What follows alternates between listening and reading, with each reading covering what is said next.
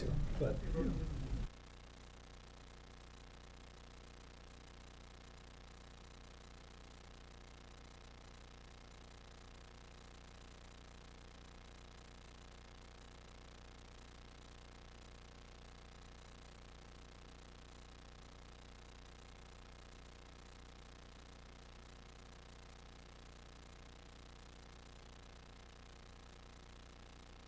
Day. And Jim No, was it's good to see you.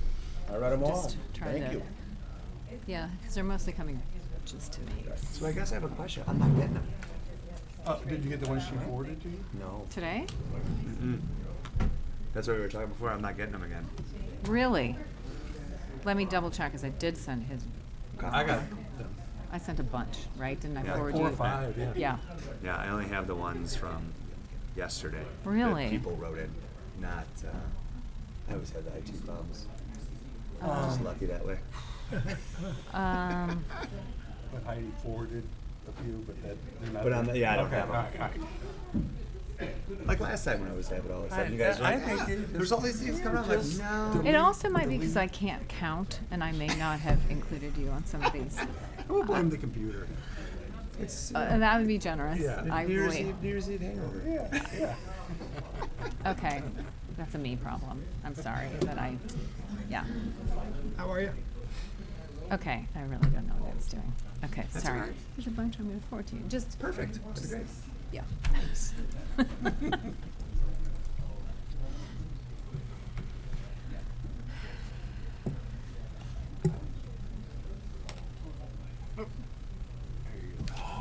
Amazing. I love the hair.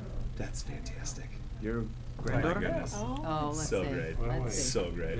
The first grandchild, New Year's Eve. Oh, Okay, congrats. that's adorable. That's That's congrats. the best picture. Wait, Beautiful. I'll refresh it. Let me take a look. Well, how do you refresh it? There you go.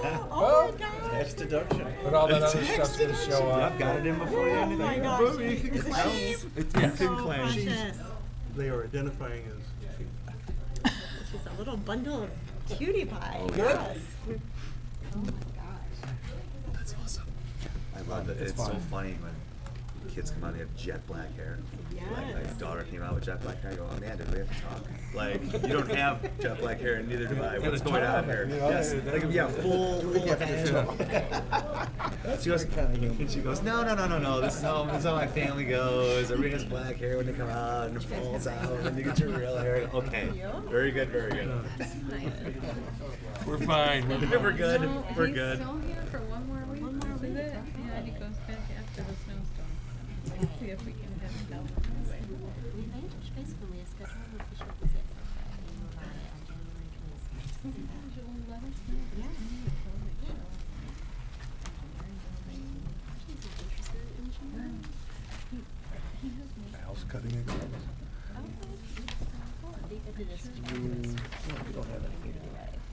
No, we haven't had a chat in a little bit.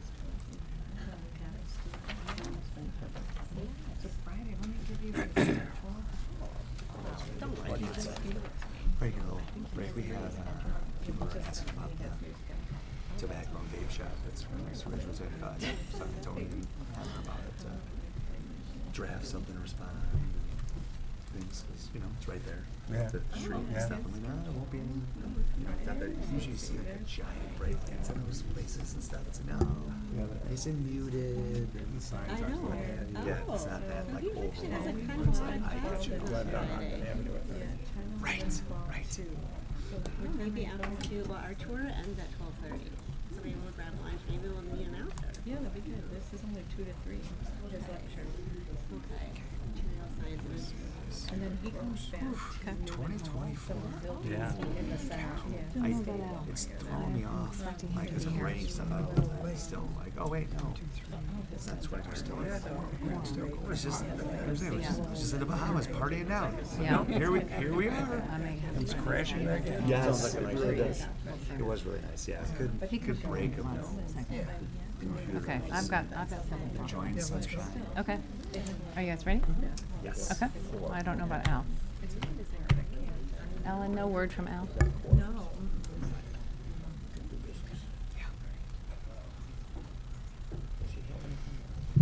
He does it. He's doing what he needs to. Okay. Yeah, He doesn't have And if he comes in, I'll sneak him. Okay. All right. Good evening. Welcome to this January 8th, 2024 meeting of the Village of Western Springs Village Board of Trustees. To honor our nation's heroes and especially to honor the individuals who serve and protect our community, please rise and join us in the Pledge of Allegiance. I pledge allegiance to the flag of the United States of America and to the republic for which it stands, one nation, under God, indivisible, with liberty and justice for all. Clerk Timick, will you please call the roll? Yes, Fred. Trustee Bacon. Trustee Chen. Here. Trustee Fink.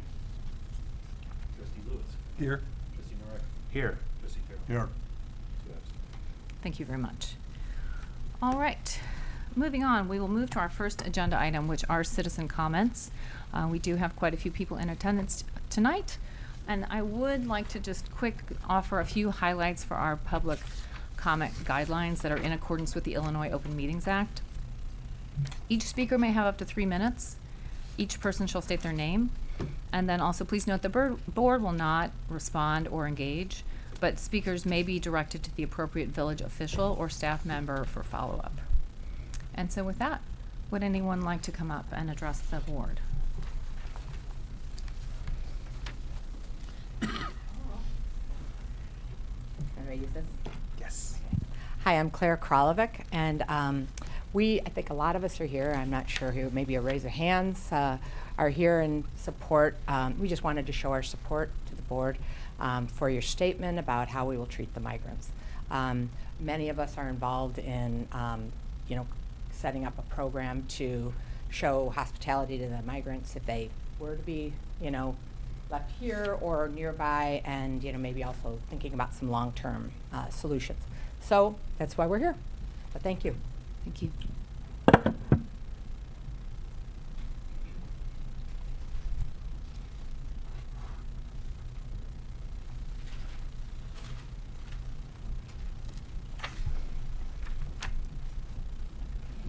Hi, Chris Recker.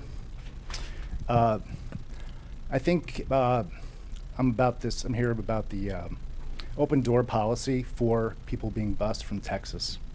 And I just have questions for you. How long is this going to last? How many buses do you plan on welcoming? How many people are going to come through here? Why are other villages taking the opposite approach? When and at what times are these buses coming here? How does the policy benefit the people of Western Springs? Are we safer? Will we have less crime? Does it reduce the burden on city assets? Does it lower our taxes? Are you aware that there are members of Hezbollah in Iran crossing the border? Hamas, Mexican drug cartels, Chilean home robbery gangs, Chinese Communist Party agents, human traffickers, criminals? Are you aware that all these entities currently have a base of operations in Chicago and maybe using them as an opportunity to build their forces here? Do you know that in Gaza, the Israelis are finding weapons caches of Chinese-made weapons supplied by the Chinese? What's stopping these caravans from lulling you to sleep and then taking advantage of your complacency? Are you prepared for Hamas-style attacks in the village? What is your plan to deal with potential criminal incidents? If a child or woman is abducted, trafficked, raped, and/or murdered, what are you going to do? Organized gangs target our homes for systemic robbery. How do you plan on handling with that? What will you do if they want to stay here and not go to the city? What happens if a fight breaks out amongst the bus occupants or locals or anybody else commuting here? How do you plan on dealing with that? Have you asked local business people if they are prepared for the impact on their sales, on their employees, on their customers? Are the people that staff our enterprises and schools comfortable working in the community and taking the train with groups of these foreign men? What do the first responders say about this approach? Do you have enough first responders to deal with it? What if there are problems? I have military training and experience. I can tell you they're not equipped to deal with this stuff. Have you asked the crossing guards if they feel safe? Have you asked the children that ride their bikes around here if they feel safe? Have you asked parents if they are fine with their children walking and riding their bikes near busloads of foreign men? Do you think foreign men will notice the kids in our community? They might be easily targeted. It's a very safe community. You assume these are all good people. I know they're not. Are you aware that Iran, China, Venezuela, and their proxies are actively targeting American military assets abroad and our allies? All right, they're levying a war against our country, that by your aiding and comforting enemies of the United States who are most likely committing treason. Sorry. Mr. Rucker, if you would like to follow up with Chief Gilhooly afterwards, I Sure. appreciate your comments. I will.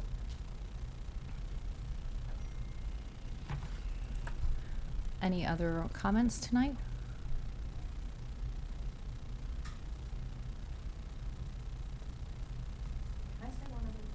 You may.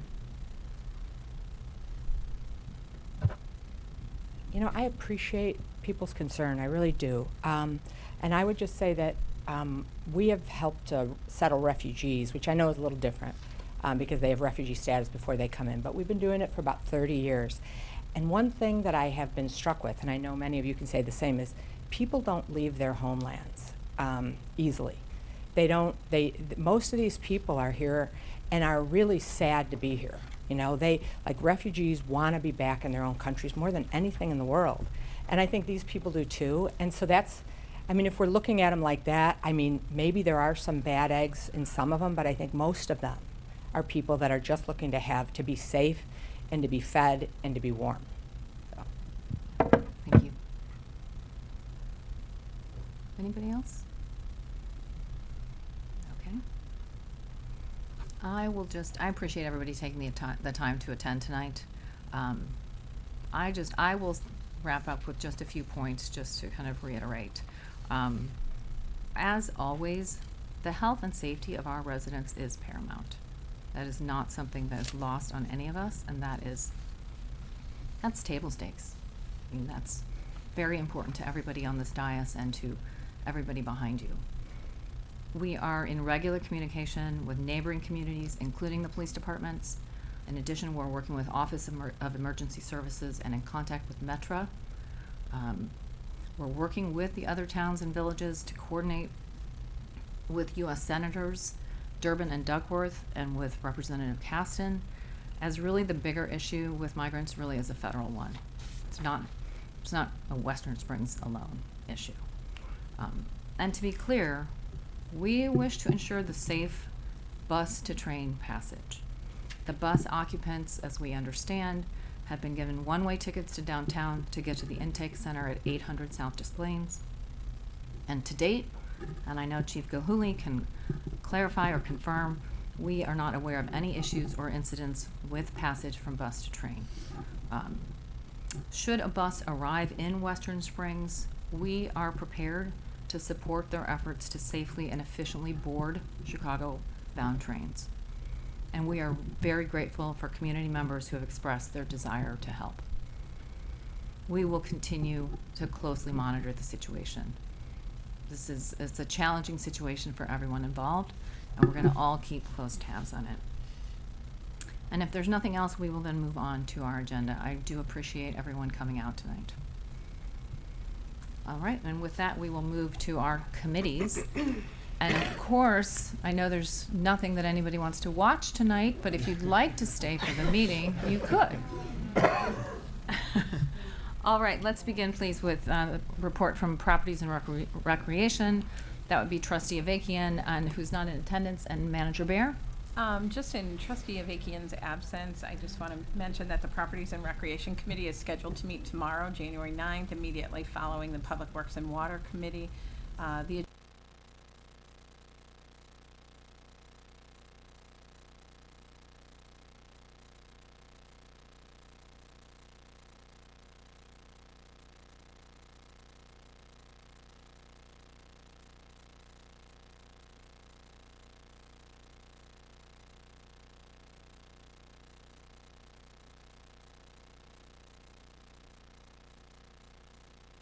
of the two items that are appearing on the agenda.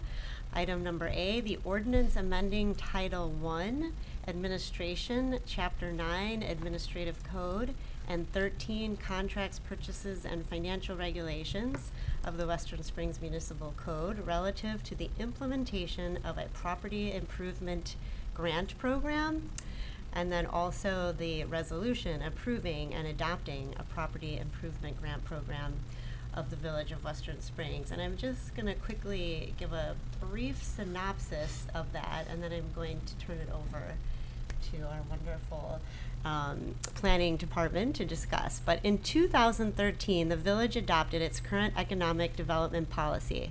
It is recommended that the village use a number of strategies to grow commercial development in the village, giving priority to the downtown area. The policy recommended creating tax increment finance districts, as referred to as TIF districts, a grant program to facilitate improvements to commercial facades and signs, business districts, and sales tax sharing. From the economic development policy, the village created 2 TIF districts. As the districts have started to accrue increment, village staff has drafted a property improvement grant program to facilitate the reinvestment of TIF funds in the downtown area.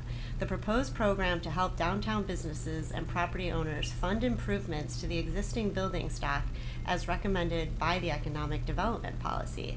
Both the Economic Development Commission and the Finance Committee have reviewed the proposed program and are recommending approval. Staff is here to present the details on the proposed program and answer any questions. Thank you. Thank you. Thank you, Trustee Ten. So up on the screen and on the dais tonight is a PowerPoint. Also, if there's anyone in the audience that can't see it, I do have another printed copy.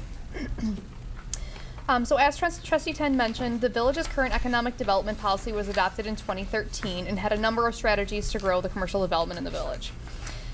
So far, the village has completed one of the 4 strategies with the creation of our tax increment finance district, which I'll refer to for the rest of the presentation as TIF. And now staff is proposing this property improvement grant program to continue implementing the policy. So as most of us are aware, again, we have 2 TIF districts. The first was adopted in 2014, which is our South TIF district, and our second is the North TIF district, which was adopted in 2019. As many people are familiar, but just in case those of the audience are not familiar, how TIF works is when the village establishes the TIF district, it freezes the estimated value of the property at that time. As we all know, property increases over time, generally, and so since it is frozen at that amount, the village gets to capture any additional increment that is garnered as the property values increase.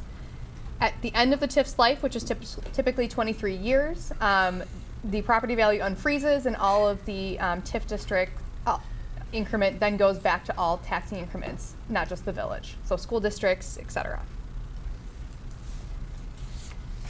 So both of our TIF districts were established as pay-as-you-go TIF districts, which means that incremental tax is the only thing that funds them. No bond or debt financing is incurred by these established TIF districts. The state also places a number of limitations on these TIF districts. On the screen or in your packet, you can see that there are a number of different categories. Where our program will fall into and be eligible for is under property acquisition, renovation, rehabilitation, and demolition. So, as I mentioned, staff is proposing a property improvement grant program to facilitate the reinvestment of the TIF increment that we've already accrued back into the district through this program. So we're not the only community to have a program like this. Staff researched a number of neighboring municipalities that had TIF districts. Throughout our research, essentially, everyone has a different way of administering them, has different caps and different things, and it really correlates to what their individual village goals and strategic plan is. So there's no one way to really design this. It should be designed specifically for your village, for your goals and use. We did conduct a survey. The survey garnered about 10% response of downtown businesses and property owners, which generally were all interested in the program and responded with a number of projects they're interested, with the top 2 being signage and tuck pointing. We did actually leave the survey live after we took it to the Economic Development Commission just to see if we got any additional responses. We have received a couple of responses since that time, which were all positive, interested in the program, and it actually furthered the two, tuck pointing and signage, that were the two top categories. So the program that staff is proposing, that the EDC has reviewed and the Finance Committee has reviewed, would be funded only by TIF, as I mentioned previously. The only eligible properties that would participate in the program are non-residential units that are located inside either the North or the South TIF districts. As I mentioned, the amount of TIF increment changes over time as properties change their value. So staff is proposing that we don't set a specific budget for the program at this time, that we review it annually when we do the village budget to determine what would be the appropriate amount given the TIF increment that's accrued and any other projects that would be happening in the TIF district. For the initial year of 2024, we tentatively budgeted about $70,000 for this first year. Again, this would be reviewed during the 2025 budget, and then additionally, the village board does have the ability to amend that amount if they so choose during the year through the normal budget amendment process. So this program is very similar to the village's overhead sewer program, where an applicant under the program would be required to submit an application for the work, get a permit from the village, complete the work, pay the contractor, and then be reimbursed. We are proposing no wait list for the program as well, so your application, if it was approved in 1 calendar year, would need to be completed, and then everything would start from scratch in the new year. Additionally, applicants would be required to apply for the program and complete the work and submit their reimbursement paperwork in 1 calendar year, as the village's budget is a calendar year. So the standards for the program are relatively clear based on the 2013 Economic Development Policy. The policy indicated that the village's planning documents, such as our long-range comprehensive plan, our downtown redevelopment plan, and any other plans that really impact the downtown, would guide and provide standards and recommendations for what would be appropriate projects. The one that I'm highlighting on the screen or in your packet in front of you is our 2011 Downtown Redevelopment Plan. Although it is from 2011, the recommendations in it are actually still very applicable, and I'll kind of go through what they are in a minute here. But essentially, the village has not seen a whole lot of significant change in its downtown. We have 2 large developments that occurred, but overall the village's general appearance hasn't changed all that much in the downtown, and so these recommendations are still very valid. So these recommendations range in a number of things, from building height to signage, lighting, landscaping. They have very detailed, clear recommendations. And one of those, just to give you an example, is signage. So the downtown plan encourages fabric awnings, channel letter or pin-mounted signage, externally illuminated, so that would be gooseneck lighting, wall-mounted signage, or individually lit backlit channel letters. What it discourages and would not be a project that would meet the standard would be signs above the upper second floor windows, internally illuminated raceway or box signs, or signs that are not subordinate to the overall size of the building. So signs that are very large and take over the actual appearance of the building. So based on the state's limitations on TIF and also information we got from the survey and the village's strategic goals, we have 7 categories that would be proposed to be eligible under the project. So the first is exterior facades, so that's windows, doors, roof, tuck pointing. We also have signage, sidewalk cafes, ADA, or that's the Americans with Disabilities Act improvements, which would be interior, get people into the buildings, or inside the buildings, allow them to use the buildings more effectively. Exterior hardscape, fire suppression, and alarm, which would include upgrading utilities for fire suppression, and then of course green improvements, things that would make the building envelope more energy efficient. So the thresholds for funding are on the screen in your packet. They've been broken down into a couple of categories and do require a minimum match. So for any project, the proposed program would require a minimum match of 50%. It's possible that an applicant would be required to pay more than that 50%, but at a minimum they're paying about half of what the project would be. Again, the type of project and the type of use impact the funding threshold. So for example, exterior facades, something that lives with an entire building, not a single user, staff has proposed a higher threshold. Things that are more specific to an individual user that wouldn't be applicable to other users of the building, such as signage for a specific building, have a lower threshold. Also, sales tax generating uses have a higher cap because we can recoup our costs in two ways, not just the increase in property value, but also through sales tax. Those that don't generate that have a lower cap because we can't capture that in two ways. So 2 examples, just to kind of give a real world example to the table you just saw.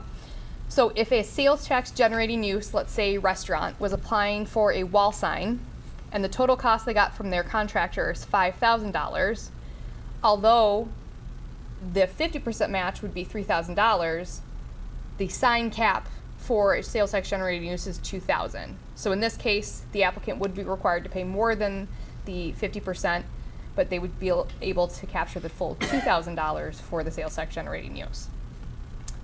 On the other side of the screen, you see a similar example for a non-sales tax generating use. They applied for an awning, which their total maximum request could be $1,500. If their total cost was $3,000, they would actually be able to use the 50% in this case because they don't exceed that threshold. So again, just 2 real world examples to kind of put that table in a more context. So staff, the EDC, and the Finance Committee are all proposing a 2-tiered approval process for projects based on the amount of funding they're requesting. So anyone requesting up to $5,000, it would be an administrative approval by the Director of Community Development. Anything above $5,000 would require going before the EDC and the Village Board before it would be approved. So those higher dollar projects would require a little bit more review by the village before being approved. So if the board is interested in moving this item forward, the next step would be to bring it to your second meeting in January for a vote on the ordinances that are in front of you tonight. I can take any questions you have. I can talk through any of the portions of the program that you would like to.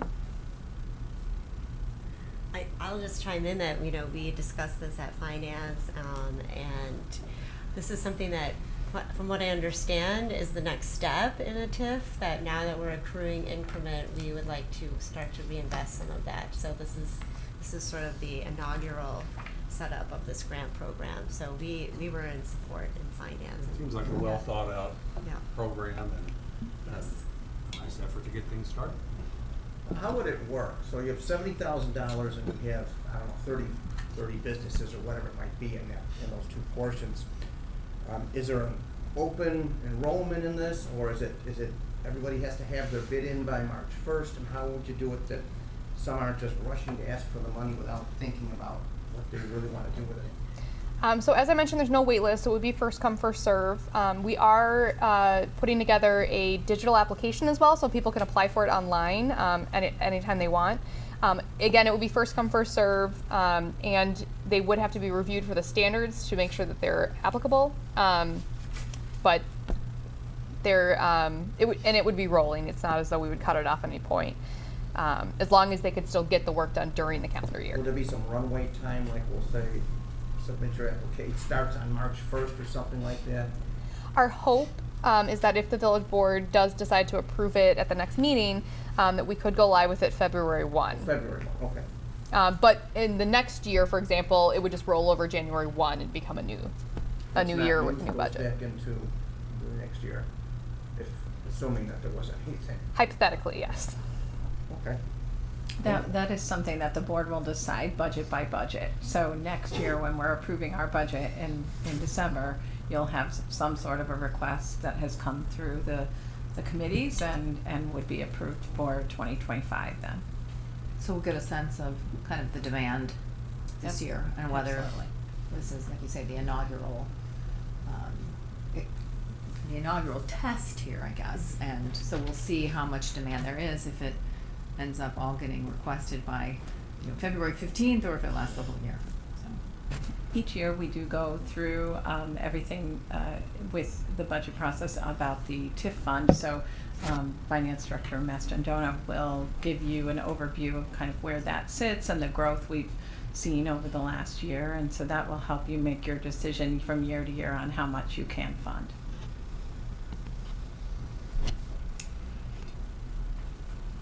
Okay, if there's no other questions, I'll move on to the next item from Finance, and that was the vendor list. And in the packet is a list of vendors who have annual charges to the village, and in aggregate, these list of vendors may exceed $25,000 in 2024 and are included in the 2024 budget.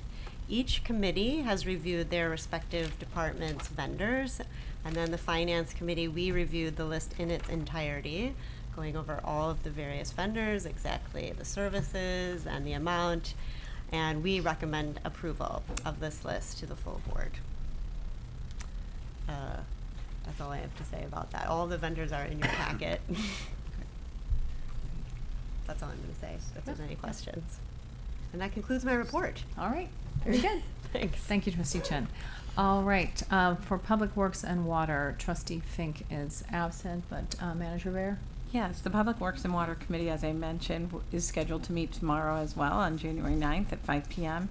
Currently, the agenda has the review of a bid tab and recommendation for the Springdale Point repairs, and also a design engineering supplement for the Springdale Park drainage improvements. We do anticipate having more information on the January 22nd board meeting on both of those items. That's all. Great, thanks very much. Okay, Public Health and Safety, Trustee Lewis. Thank you, President Rudolph. At our meeting last week, the committee reviewed a proposed master license agreement with DACRA Tech LLC to provide software to manage the ticketing, adjudication, towing, fine processing, and other related services for the police department. The proposed agreement has an annual contract fee of $18,000. The department has used the software for several years and is satisfied with the product. So the Public Health and Safety Committee is recommending the agreement be placed on the omnibus agenda for approval by the full village board at our next meeting later this month. And moving on, our committee also reviewed the recommended 2024 vendors for the police and the fire departments and recommended that they also be approved. And lastly, Fire Chief Kelly reported that his department had a very successful recruiting drive for paid-on-call firefighters. 17 people are beginning their training at the Fire Academy this week. 5 of the 17 live in Western Springs and the others live nearby. So the recruits will complete some 280 hours of training and are expected to graduate in June. So that's all good news, and that's all I have. Very good, that's great news. Thank you very much. All right, Planning and Zoning, Trustee Nawrocki. No report tonight, President All Rudolph. right, thank you. And then wrapping up then with General Government. Thank you, Trustee Madam Terrell. President. I have some administrative procedures. First is the ordinance, the conflict with Cook County paid leave ordinance. You may recall at our last meeting, we passed an ordinance approving the paid leave benefits required for village employees and authorizing an updated personnel and procedures manual. We updated our personnel manual to incorporate within our procedures that the State of Illinois Paid Leave for All Workers Act. Last month, Cook County passed a new paid leave ordinance, which it mirrors the provisions in the State of Illinois Paid Leave for All Workers Act. The county ordinance does allow a municipality to issue their own additional ordinance declaring a conflict if the municipality already has an existing ordinance covered paid leave provisions, which we have as of December of last year. We have considered an ordinance which declares that this is our committee, that the Cook County paid leave ordinance conflicts with the village's existing paid leave ordinance. Approval of the ordinance clarifies that the Cook County paid leave ordinance does not apply to the village's employees as they are already covered by our own paid leave policies. So this only applies to the village employees. Other employers would be subject to the Cook County ordinance. It's administerial act. Our second order of business is the village vendors list recommendation, as we've heard from the other two committees.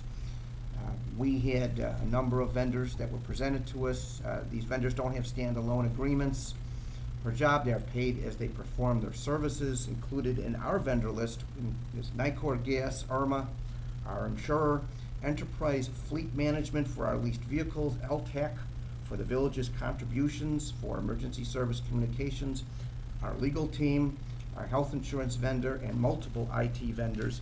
We went through it in our meeting and would move that be proceed on. Is this on the omnibus in 2 weeks, or is it just for information? We don't need to have this in any sort of action. Just information. The vendors list. Yeah. Okay. Yep. Okay. We also discussed the resolution endorsing legislative action of the DuPage Mayors and Managers Conference. We are a member of this organization while still having our full membership in the West Central Municipal Conference. The DuPage Mayors and Managers Conference has prepared legislative action programs containing legislative initiatives for 2024 that the council will prioritize. Members of the council, such as our village, are asked to provide a resolution endorsing the initiatives. There's 3 main areas. The first is the Restore the Local Government Distributive Fund, which is the portion of the Illinois state income tax revenues that are returned to a municipality. In 2011, it was reduced from 10% to 6%. The DuPage Mayors and Managers Conference, along with the West Central Municipal Conference, are going to lobby the state to restore the fund, hopefully back to the 10% that we were getting until 2011. Other initiatives include sustainable public pensions, focusing on safeguarding municipalities, saving taxpayers from pension sweeteners, and maintaining a pensionable salary cap. And finally, legislation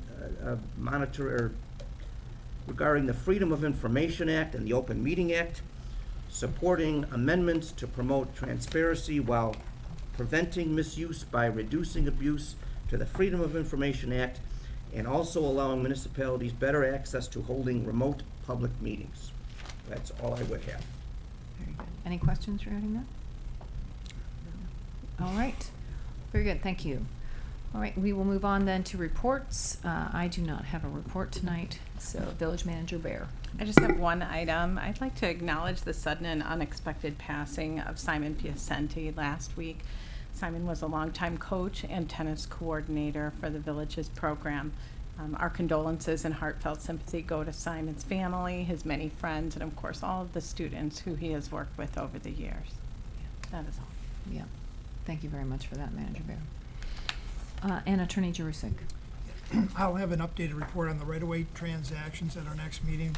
Hopefully, 2 action items. We'll be revisiting the action we took in September and putting that hopefully on a final path forward. Okay. Okay. Very good. Thank you. That's all. All right. Thank you. Nothing else? Do we have a motion to adjourn? Yes, I'd have a motion to adjourn tonight's workshop and meeting of the President and Board of Trustees. I'll second. All right. All in favor? Aye. Aye. Opposed? All right. We're adjourned. Go Blue.